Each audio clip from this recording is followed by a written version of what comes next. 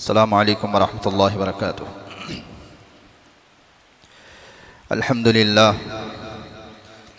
अल्हम्दुलिल्लाह नहमदुहु व नस्तईनुहु व नस्तगफिरुहु व नुअमिनु बिही व नतवक्कलु अलैहि व नऊज़ु बिल्लाहि मिन शुरूरि अनफुसिना व मिन सय्यिआति अअमालिना। मन यहदिहिल्लाहु फला मुज़िल्ल लहु व मन युज़लिलहु फला हादिय लहु। व नशहदु अन ला इलाहा इल्लल्लाहु वहदहु ला शरीक लहु व नशहदु अन्न मुहम्मदन अब्दुहु व रसूलुहु व सल्लल्लाहु तबारक व तआला अलैहि व सल्लम तस्लीमन कसीरन कसीरा। अम्मा बाद फ़अऊज़ु बिल्लाहि मिनश शैतानिर रजीम। बिस्मिल्लाहिर रहमानिर रहीम। अल्हम्दुलिल्लाहि रब्बिल आलमीन अर्रहमानिर रहीम मालिकी यौमिद्दीन इय्याका नअबुदु व इय्याका नस्तईन इहदिनस सिरातल मुस्तक़ीम सिरातल लज़ीना अनअमत अलैहिम गैरिल मग़ज़ूबि अलैहिम वलद्दाल्लीन आमीन।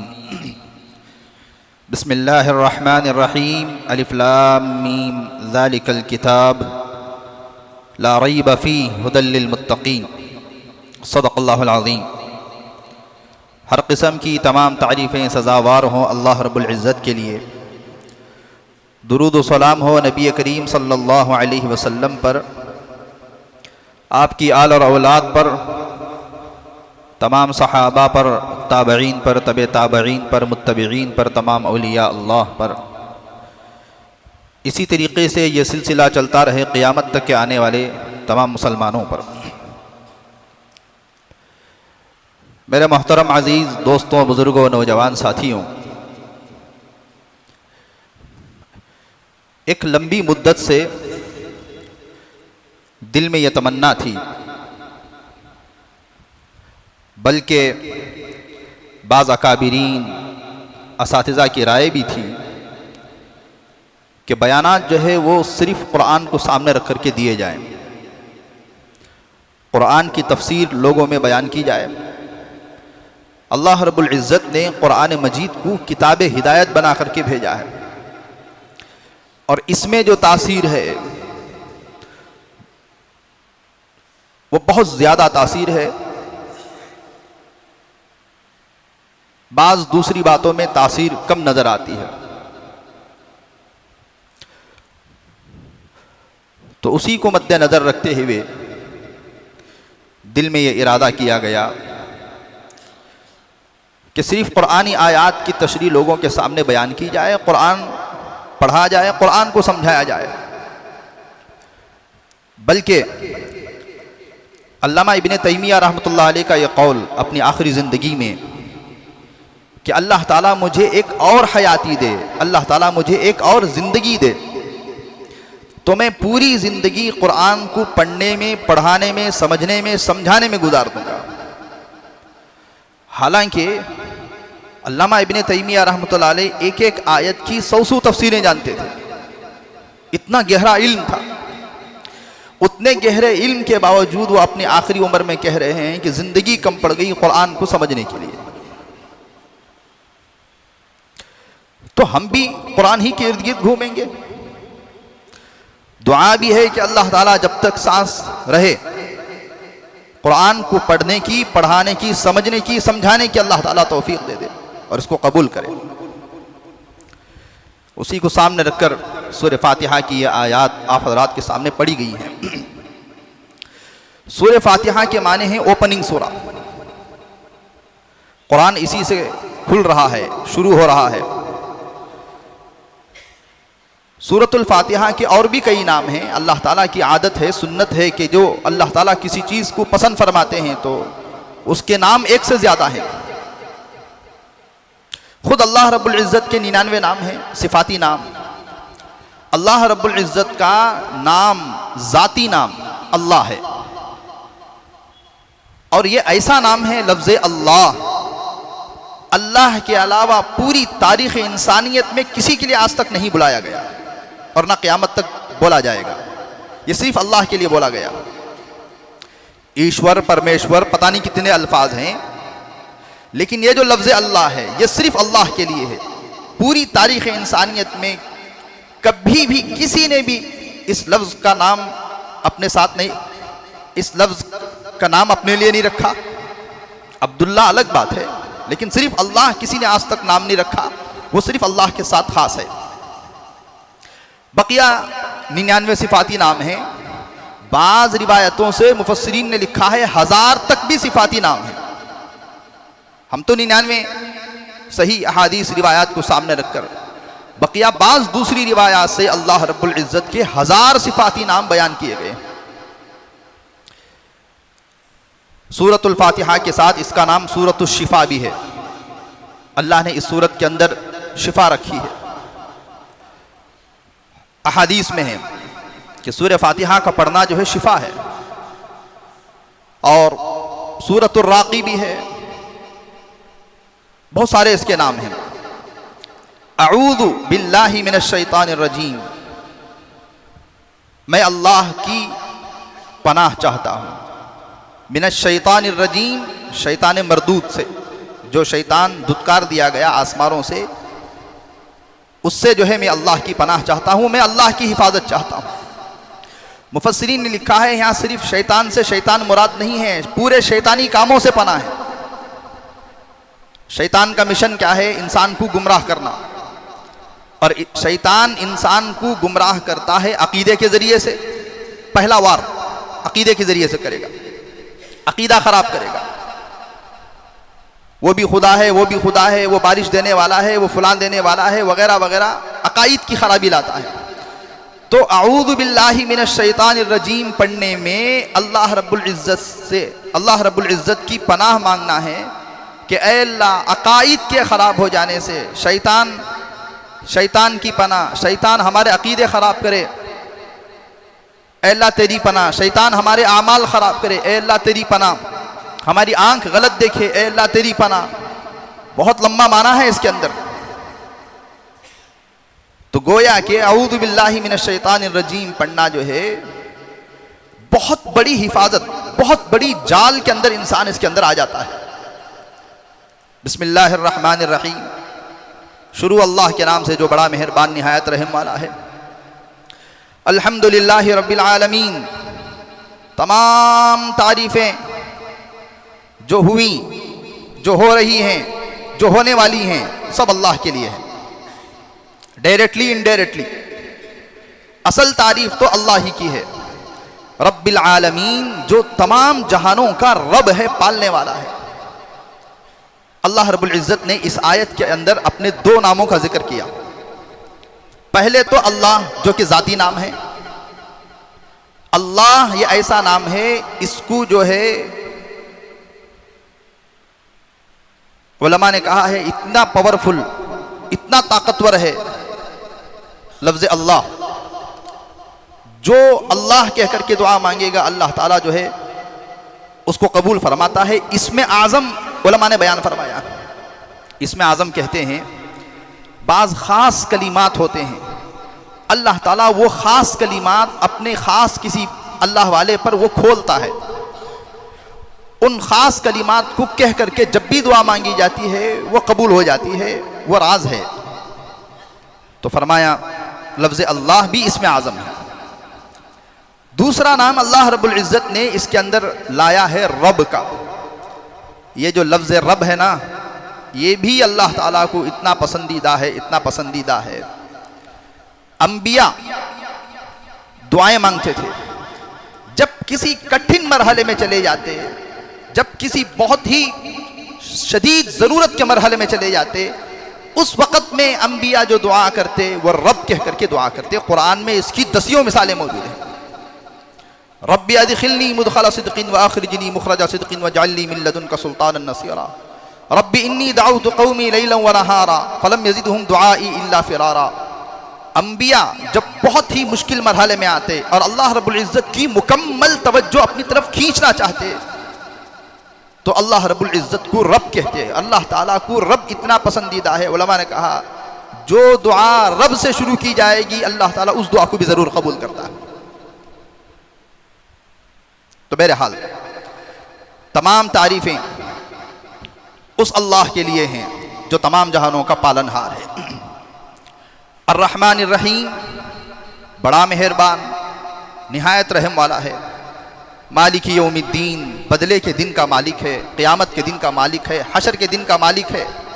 ख़ास तौर से इस वजह से इसको लाया गया है कि उस दिन अल्लाह ताला के अलावा कोई किसी चीज़ का मालिक, अल्लाह ताला ही सबका मालिक होगा। जब मैदान हशर कायम होगा, सबकी रूह कब्ज़ कर ली जाएगी, ज़मीन लपेट दी जाएगी, आसमान लपेट कर रख दिया जाएगा, हत्ता के मलकुल मौत को भी मौत आ जाएगी, अर्श को उठाने वाले फरिश्ते भी मर जाएंगे, कोई ज़ात अल्लाह के अलावा बाकी नहीं रहेगी। उस दिन अल्लाह ताला जब सब मर जाएंगे एक आवाज़ लगाएंगे, ऐनल क़ह्हारून, ऐनल जब्बारून, ऐनल मुलूक। कहाँ हैं दुनिया के बादशाह जो अकड़ कर चलते थे, अपनी बादशाहत पर इतराते थे, अपने ओहदों पर इतराते थे? कहाँ हैं लोगों पर जोर ज़बरदस्ती करने वाले, ढाक डालने वाले? कहाँ हैं जुल्म करने वाले? अल्लाह ताला ये आवाज़ लगाएगा। उस वक़्त में कोई पहलवान, कोई सूरमा, कोई बादशाह किसी चीज़ का मालिक नहीं होगा। अल्लाह ताला इस आयत के अंदर कह रहा है, याद रखो वो दिन आने वाला है और उस दिन अनल मलिक, अल्लाह ताला कहेगा मिल्कियत तो सिर्फ मेरी होगी, मालिक सिर्फ मैं हूं।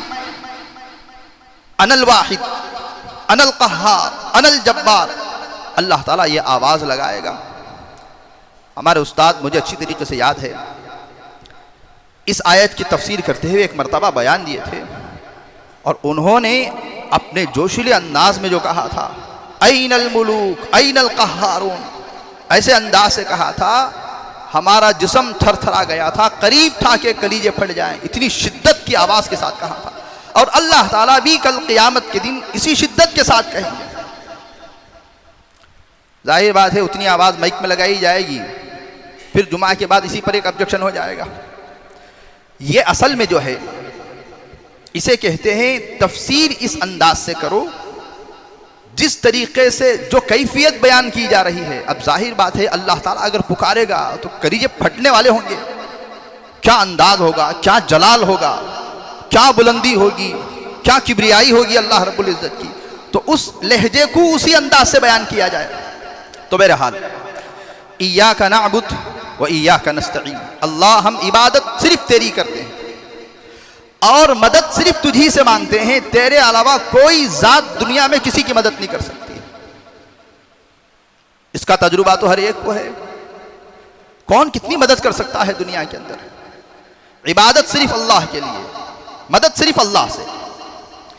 इहदिनस सिरातल मुस्तकीम, सूरह फातिहा की तफसीर 40 जिल्दों में बयान की गई है।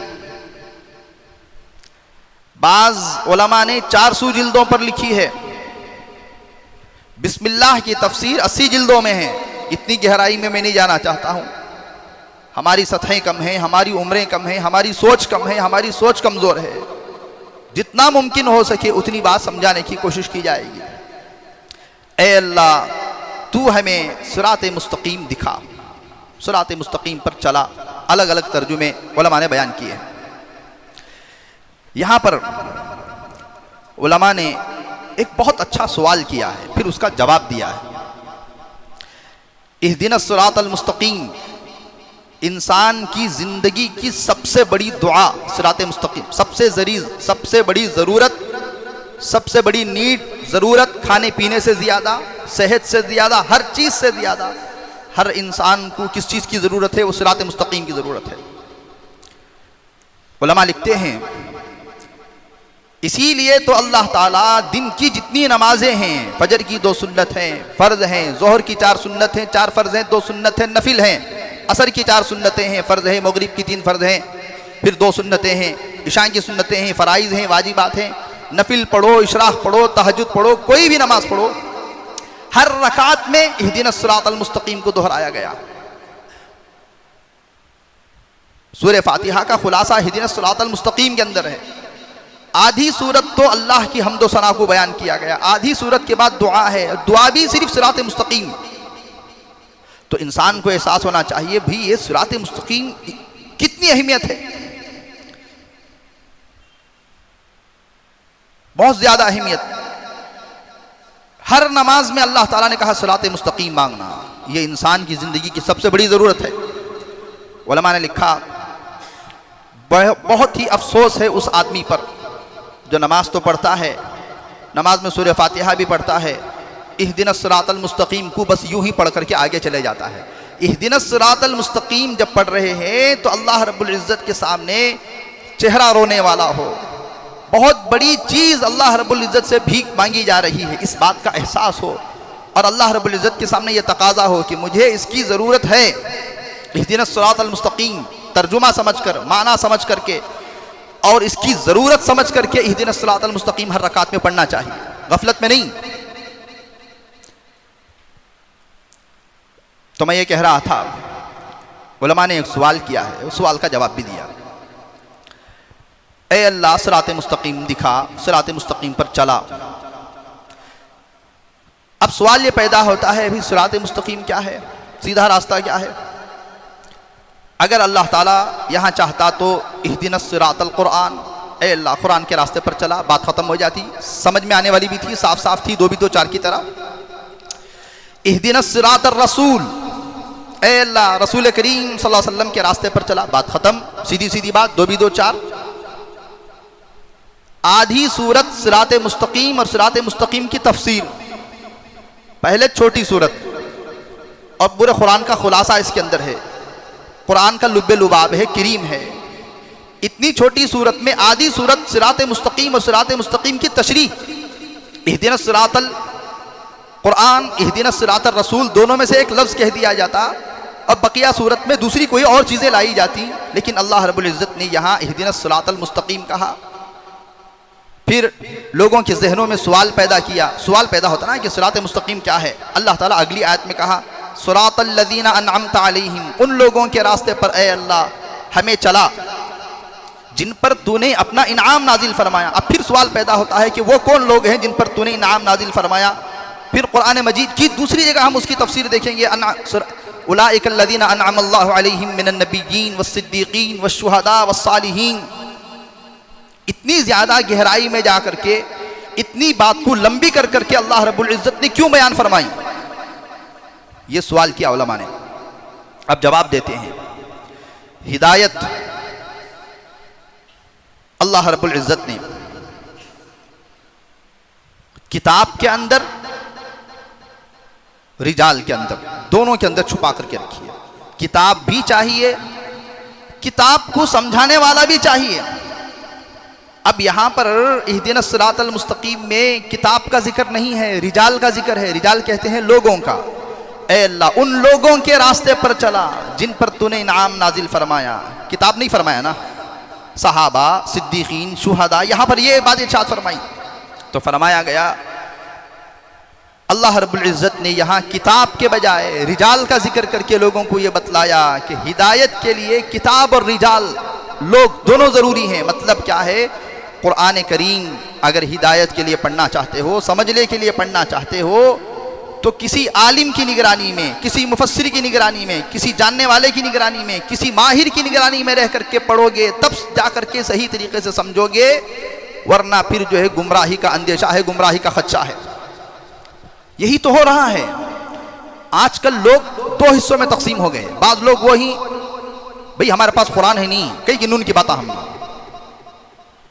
कुरान है, तर्जुमा है, पढ़ो, अमल करो, फुला मौलाना, फुला आलिम, फुला मुहद्दिस, फुला, ये नहीं, कुरान है ना, कुरान किताब हिदायत है। लोग गुमराह करते हैं भी कुरान किताब हिदायत है। जाहिर बात है इसको समझने वाले, समझाने वाले माहिरीन की तो ज़रूरत होती है।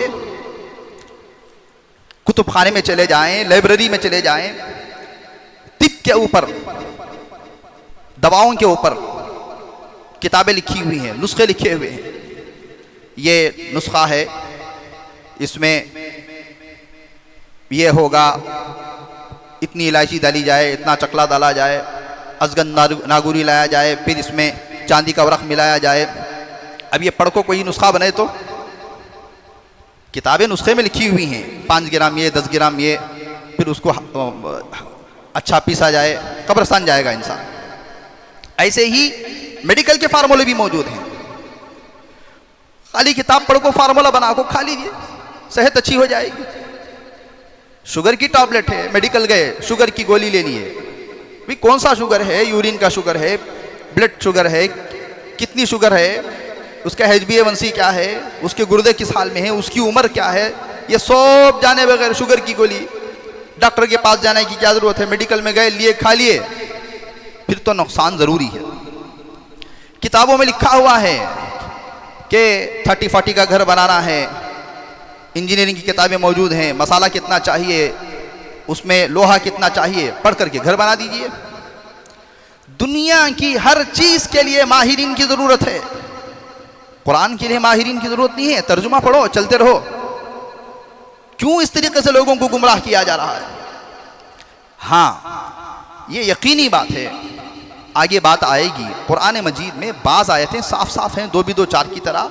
उनको किसी बहुत बड़ी माहिर की, बहुत बड़े आलिम की ज़रूरत नहीं है। तर्जुमा पढ़ो, बात समझ में आ जाएगी। कुल हुवल्लाहु अहद अल्लाहु समद लम यलिद वलम यूलद वलम यकुल लहू कुफुवन अहद कुल औज़ु बिरब्बिल फलक कुल औज़ु बिरब्बिन नास।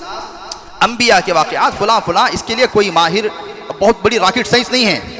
लेकिन बाज़ दूसरी आयतें भी हैं जिसके लिए उसमें गोता लगाने वाला, उसका माहिर जिसने ज़िंदगी उसमें खपा दी हो, वो चाहिए। उसके बगैर समझना आसान नहीं है। डॉक्टर लोग हैं, क्यों किसी डॉक्टर की मातहत में रह करके 2 साल 4 साल किसी हॉस्पिटल में रह करके, किसी सर्जन के मातहत में रह करके मशक करते हैं? किताब पढ़ लिए और कैंची ले लिए, पेट काट दिए। ऐसे नहीं होता है। हर चीज़ के लिए माहिर की ज़रूरत है। तो ये कौन सी अक्लमंदी है कि कुरान के लिए हमने क्या ज़रूरत, किसके पास भी जाना, भी आलिमा के पास, हमें पढ़ेंगे, हमें समझेंगे। तो ये धोखा है। बाज़ लोग खाली किताब को पकड़ लिए, रिजाल का इनकार कर दिए, इंसानों की ज़रूरत नहीं है। बाज़ लोग खाली रिजाल को पकड़ लिए, किताब की ज़रूरत नहीं है। पीर साहब ने कह दिया, बात ख़त्म, शरीयत में है, नहीं है, नहीं है। अरे वो तो शरीयत से बढ़कर के तरीक़त और हकीकत की बात कर रहे हैं, वो हमना समझ में नहीं आता है, इस तरीके की बातें करते हैं। भाई फुला ने कह दिया, पीर साहब ने, नमाज दिल की नमाज हो जाती है, आंख बंद करो नमाज हो गई, दिल से नमाज पढ़ रहे हैं। ये जिस्म की नमाज क्या होती है? भी शरीयत में तो है नहीं। हमारे पीर साहब शरीयत से आगे बढ़कर के हकीकत की बात करते हैं। बाज़ लोगों ने सिर्फ किताब को पकड़ लिया, बाज़ लोगों ने सिर्फ रिजाल को पकड़ लिया। इन्होंने रिजाल को छोड़ा, उन्होंने किताब को छोड़ा, दोनों गुमराही हैं। दोनों साथ चाहिए। बड़े आलिम हैं, बड़े अल्लामा हैं, पीर साहब हैं, यकीनन उनकी विलायत हमारे सर आंखों पर, लेकिन बात शरीयत के मुताबिक की जाएगी तो कबूल की जाएगी, अगर शरीयत के मुताबिक नहीं की जाए तो उसको इनकार किया जाएगा। इमाम अबू हनीफा रहमतुल्लाह ने फरमाया, मेरे मसाइल अगर कल के दिन चल करके तुम कुरान हदीस के सामने, कुरान हदीस के खिलाफ खड़े हो जाएं, मेरे मसाइल जो तहकीकात की गई हैं अगर कुरान और हदीस के खिलाफ निकले तो मेरे मसाइल को दीवार पर फेंक के मार दो। जो रिवायात हैं, जो कुरान में है, उस पर अमल करना, ये असल चीज़ है। तो बहरहाल, सिरातल लज़ीना अनअमता अलैहिम, ए अल्लाह उन लोगों के पर रास्ते पर चला जिन पर तूने अपना इनाम नाजिल फरमाया, सहाबा के रास्ते पर। मा अना अलैहि व अस्हाबी, हुज़ूर पाक अलैहिस्सलातु वस्सलाम ने फरमाया, मेरी उम्मत एक वक्त आएगा 70 फ़िरक़ों में बढ़ जाएगी या 73 फ़िरक़ों में बढ़ जाएगी, उसमें से एक फ़िरक़ा नाजी है, नजात पाने वाला है। वो कौन है? मा अना अलैहि व अस्हाबी, जिस पर, जो मेरे रास्ते पर, मेरे सहाबा के रास्ते पर होगा। सीधे सीधे फरमा देते, कुरान के रास्ते पर होगा। मा अना अलैहि व अस्हाबी, यहाँ पर 70 से मुराद उलमा ने लिखा है, 70 को तो सिर्फ 70 या 70 पर 3 को तो खाली 70 पर 3 मुराद नहीं है, ये कसरत बोलना है। 1000 गलत फ़िरक़े हो सकते हैं। जैसे हमारी बातों में 100 मरतबा समझाना, ज़रूरी है 100 मरतबा समझाना, मतलब है कसरत को बोलना। भाई 100 मरतबा आकर गए, 100 मरतबा नहीं आए हैं, कसरत बहुत ज़्यादा आ गए। 100 जने आ गए थे, भी 100 गिनना ज़रूरी नहीं है, बहुत ज़्यादा थे, 50-60 थे या 100 के लोग आ गए थे। तो यहाँ 70 से खाली 70 मुराद नहीं है, उलमा ने लिखा 1000 भी हो सकते हैं, कसरत मुराद है। एक फ़िरक़ा नाजी होगा मा अना अलैहि व अस्हाबी वाला, गैरिल मग़दूबि अलैहिम वलद्दाल्लीन, ऐ अल्लाह उन लोगों के रास्ते पर मत चला जिन पर तेरा गज़ब नाजिल हुआ, जो गुमराह हो गए। गज़ब किन पर नाजिल हुआ? गुमराह कौन हो गए? यहूद और नसरानी मुराद हैं, ईसाई मुराद, नसारा मुराद हैं। पॉजिटिव अंदाज से भी, नेगेटिव अंदाज से भी, दोनों तरीके से बात समझा दी। चलना किसके रास्ते पर है, नहीं चलना किसके रास्ते पर है। आमीन। दुआ। सूरतुल बकरा, बकरा के माने गाय हैं। सूरत का नाम बकरा इस वजह से है, आगे चल करके एक गाय का वाक़या है, वो आएगा अपनी जगह पर तो उसकी तशरीह हो जाएगी। कुरान में किसी सूरत में कोई एक अहम चीज़ बयान की जाती है तो उसी से लेकर के सूरत का नाम रख दिया जाता है। सूरह निसा है, उसमें औरतों से मुतालिक मसाइल हैं। सूरह आली इमरान है, उसमें हज़रत इमरान का और उनकी आला औलाद का जिक्र है। सूरह कहफ में असहाब कहफ का जिक्र है। सूरह मरियम में हज़रत मरियम का जिक्र है। तो सूरत के किसी एक अहम चीज़ को लेकर के उसका नाम रख दिया जाता है। अलिफ लाम मीम, ये हुरूफ मुक़त्तआत हैं। इसके माने आप कोई भी तफसीर उठा लीजिए, उसमें लिखा हुआ है अल्लाहु आलमु बिमुरादिही, अल्लाह ताला ही अपनी मुराद को बेहतर जानता है। इसके माने अल्लाह ने नहीं बताए उम्मत, ये इल्म मख्फी इल्म है, ये राज है। बाज़ मुफस्सिरीन ने लिखा वल्लाहु व रसूलुहु आलमु बिमुरादिही, अल्लाह और उसका रसूल इसका मुराद जानते हैं। यानी अल्लाह ने हुज़ूर पाक अलैहिस्सलातु वस्सलाम को तो बतलाया, लेकिन उम्मत तक ये इल्म नहीं दिया गया। अब उलमा ने लिखा किताब हिदायत है, पहला ही लफ्ज़ ऐसा लाया गया कि उसका माना नहीं मालूम है। तो उलमा ने लिखा अल्लाह ताला यहाँ पर हुरूफ मुक़त्तआत ला करके ये बात समझाई। क्या बोलना है हुरूफ मुक़त्तआत के बाद? ला अदरी, मैं नहीं जानता। अल्लाहु आलम बिमुरादिही, अल्लाह अपनी मुराद को जानता है। मतलब क्या? किसी चीज़ से अगर हिदायत पाना है तो सबसे पहले अपने कमज़ोर इल्म होने का, अपने ला इल्म होने का इकरार ज़रूरी है। किसी आलिम से फ़ायदा होना है, अपने आप को छोटा बना करके मैं नहीं जानता कह करके बैठा तो फ़ायदा होगा नहीं। मैं भी बहुत जानने वाला हूँ और मैं भी बहुत किताबें पढ़ा हुआ हूँ, ये सोच करके बैठेगा तो फिर वो बयान के बाद समझाएगा आलिम को किस तरीके से बयान करना है, वो समझेगा नहीं। जब तक उस्ताद से भी फ़ायदा उसी वक़्त में होता है जब शागिर्द अपने आप को उस्ताद से कम इल्म समझे। हमारे उस्ताद ने यहाँ तक कहा, अगर किसी तालिब इल्म के जहन में ये बात आ जाए कि एक सब्जेक्ट है, वो सब्जेक्ट का एक उस्ताद है, उसका मेरे उस्ताद से भी फलां शख्स ये सब्जेक्ट अच्छी तरीके से समझा सकता है, तो तब भी वो उस्ताद से फ़ायदा नहीं होता। बुखारी शरीफ हमारे उस्ताद ने हमें पढ़ाई है, उससे बेहतर हमारा ही उस्ताद बादशाह है, उससे बेहतर कोई और नहीं पढ़ा सकते। जब मदरसे में 2013 की बात है, तकर्रुरी का मसला आया तो मुझे बतलाया गया कि फ़लाँ मौलाना के पास जाकर के आप नूरानी क़ैदा पढ़ करके आए। तो मैंने कहा मैं नहीं जाऊंगा। अगर मैं जाकर के अब कुरान दुरुस्त करके आया तो 8 साल से जो मेरे असातिज़ा पढ़ाए हैं या मैंने जिनके पास हिफ्ज़ किया है वो उस्ताद की तौहीन नहीं होगी क्या? उन्होंने मुझे नहीं सिखाया है? अलबत्ता आप मेरे कुरान को सुने, उसमें कोई कमी बेशी होगी तब जा कर के आप कहें कि ये चीज़ है, आप दुरुस्त कर करके इसको आएँ। अभी इतना कह करके घर को आया हूँ, वो रिपोर्ट असातिज़ा तक आ गई।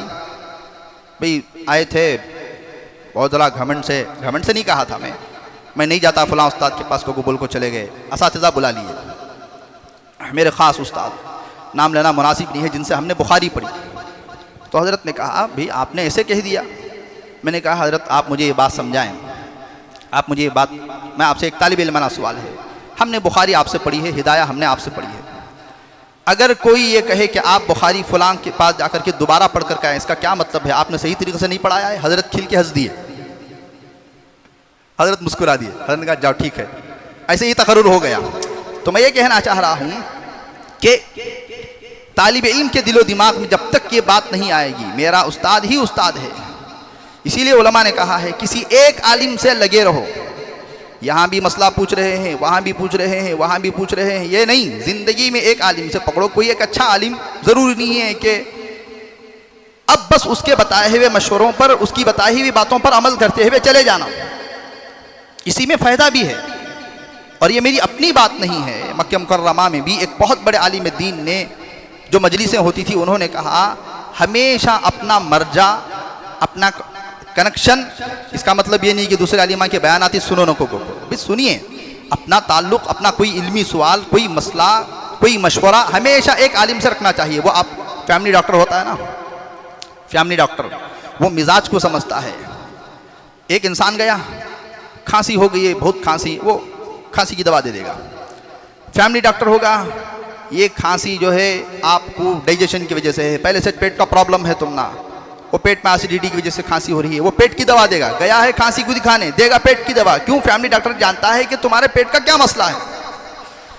तो बहरहाल अलिफ लाम मीम, सबसे पहले फ़ायदे के लिए इस बात का इकरार करो कि ला अदरी, मुझे नहीं आता है, मुझे इल्म नहीं है, ऐ अल्लाह तू बतला दे, तू सिखला दे। जब ये आदमी इकरार करेगा तब फायदा होगा, वरना तो मुश्किल है। हमेशा जो इंसान अनानियत के साथ होगा वो कभी भी कोई भी चीज़ वो सीख नहीं पाएगा। अल्लाह ताला हम तमाम को कुरान मजीद से फ़ायदा हासिल करने की तौफीक अता